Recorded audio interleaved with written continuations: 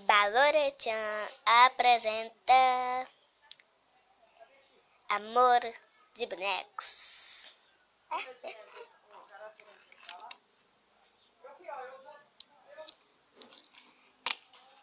Ai, ai, ai, nessa nova casa é muito boa. Até agora eu não vi o Ken. Onde está ele, aquele danadito?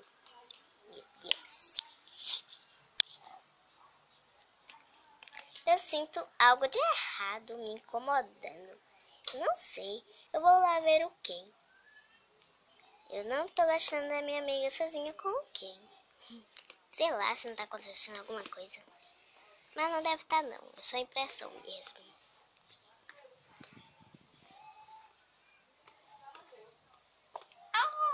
Oi, Ken. Oi, meu Barbie.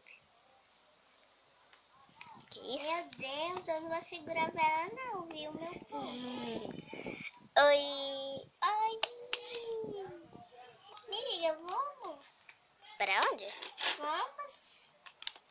Vamos fazer assim, vamos andar de esqui. Agora não.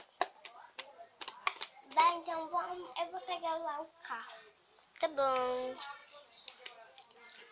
Esses dois tá muito estranho. Mas não deve ser nada. Eu vou dirigindo. Claro. Vamos. Ué, mas tem espaço pra 3 aí? Tem. Eu vou atrás. Deixa eu abrir o carro. Eu vou aqui, ó. Senta aí. Sentei. Pra onde nós... Oxi! E a marcha? Como que ele vai passar a marcha? Sendo que você tá aí no meio. É mesmo. Mas aqui eu vou de a pé mesmo. Tá bom. Não, eu vou de esqui. Tá bom. Não, é moto. Doidinha.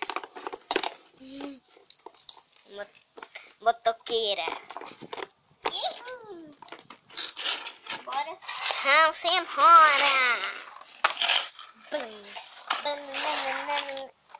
Pra onde nós estamos indo, Ken? Pra casa. Chegamos em casa. Nossa. Era pra eu ter cortado, gente. Vira pra cá.